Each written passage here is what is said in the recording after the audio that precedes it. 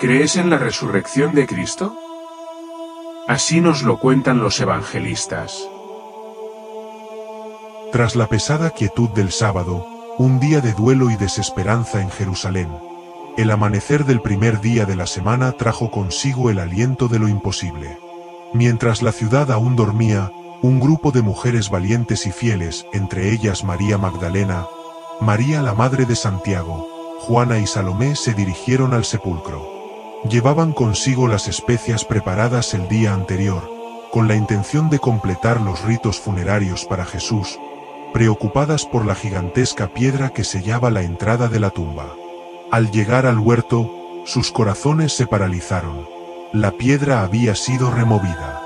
Según un relato, esto ocurrió en medio de un temblor de tierra y la aparición de un ángel resplandeciente que descendió y la rodó a un lado, aterrorizando a los guardias romanos que custodiaban el lugar. Las mujeres se acercaron con asombro y temor. Al mirar dentro, o al entrar, confirmaron lo que temían y anhelaban a la vez. El cuerpo de Jesús no estaba allí. Solo encontraron los lienzos funerarios vacíos, cuidadosamente doblados, y el sudario de la cabeza enrollado aparte. Mientras procesaban la desconcertante ausencia, se encontraron cara a cara con mensajeros celestiales. 1 o 2 seres vestidos con vestiduras deslumbrantes. La visión las llenó de temor, pero la voz angelical disipó su pánico con un mensaje que cambió todo. No busquéis entre los muertos al que vive. No está aquí. Ha resucitado, tal como os dijo. Recordad lo que os anunció en Galilea. Les ordenaron ir rápidamente y dar la noticia a sus discípulos. Impulsadas por una mezcla de temor reverencial y un gozo inmenso, las mujeres salieron corriendo del sepulcro. Según un relato, en su camino, Jesús mismo se les apareció brevemente, saludándolas y confirmando su resurrección. Llegaron jadeantes a donde estaban los discípulos, la mayoría reunidos a puerta cerrada, abrumados por el miedo y la tristeza. Les contaron todo: la tumba vacía, los ángeles, el mensaje de vida. Pero los discípulos, incapaces de creer en medio de su desesperanza, consideraron sus palabras como un disparate. Sin embargo, el relato de María Magdalena sobre la tumba vacía, especialmente a Pedro y a Juan, despertó una chispa de duda que se convirtió en acción. Ambos corrieron hacia el sepulcro. Juan llegó primero, miró dentro y vio los lienzos, pero no entró. Pedro llegó poco después, con su característica impetuosidad, entró y vio los lienzos vacíos, notando especialmente cómo el sudario de la cabeza estaba ordenadamente enrollado aparte. Juan entró entonces también, vio esta evidencia de orden, no de robo apresurado, y creyó. Aún sin comprender del todo las profecías, volvieron a casa maravillados por lo que habían presenciado. Mientras Pedro y Juan se marchaban, María Magdalena permaneció junto al sepulcro, llorando. Al asomarse de nuevo, vio a los ángeles.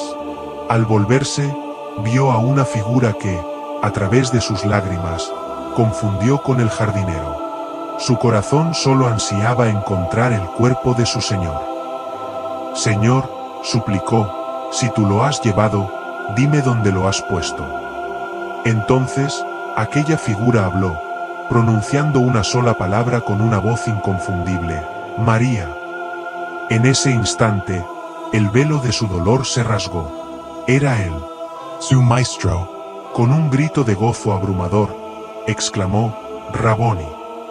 Jesús le dio instrucciones. No te aferres, sino ve y anuncia a mis hermanos que subo a mi Padre y a vuestro Padre.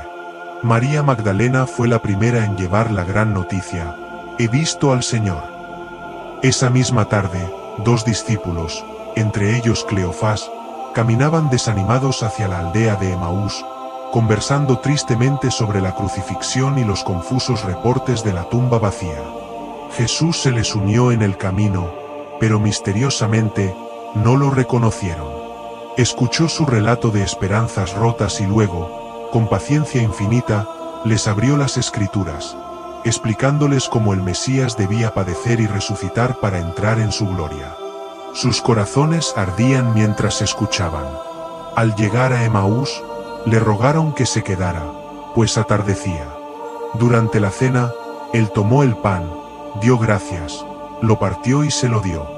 En ese acto familiar, sus ojos fueron abiertos y lo reconocieron. En ese mismo instante, él desapareció de su vista.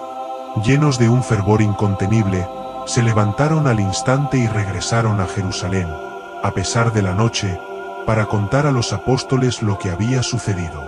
Al llegar a Jerusalén, encontraron a los 11, ahora 10, sin Tomás presente, y a otros reunidos, ya con la noticia de que el Señor se le había aparecido a Simón Pedro. Mientras los de Emaús les relataban su propia experiencia, de repente, a pesar de las puertas cerradas por miedo, Jesús se apareció en medio de ellos.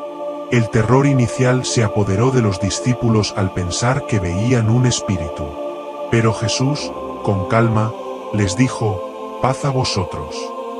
Para disipar sus dudas, les mostró las marcas de los clavos en sus manos y pies, y la herida en su costado. Los invitó a tocarlo, y según un relato, incluso comió pescado asado delante de ellos, probando la realidad de su cuerpo resucitado.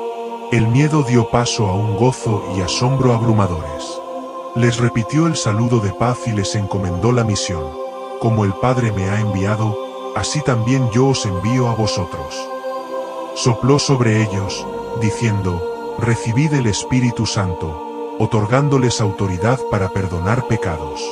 Abrió sus mentes para comprender las Escrituras, mostrándoles que todo había sucedido según lo predicho. Así, el domingo de resurrección culminó con el encuentro de los discípulos con su Señor resucitado. Lo que comenzó con lágrimas de duelo y confusión, se transformó en una celebración de vida, una paz inesperada y la comisión de llevar esta noticia que cambiaría el mundo. La muerte había sido vencida, y la esperanza reinaba.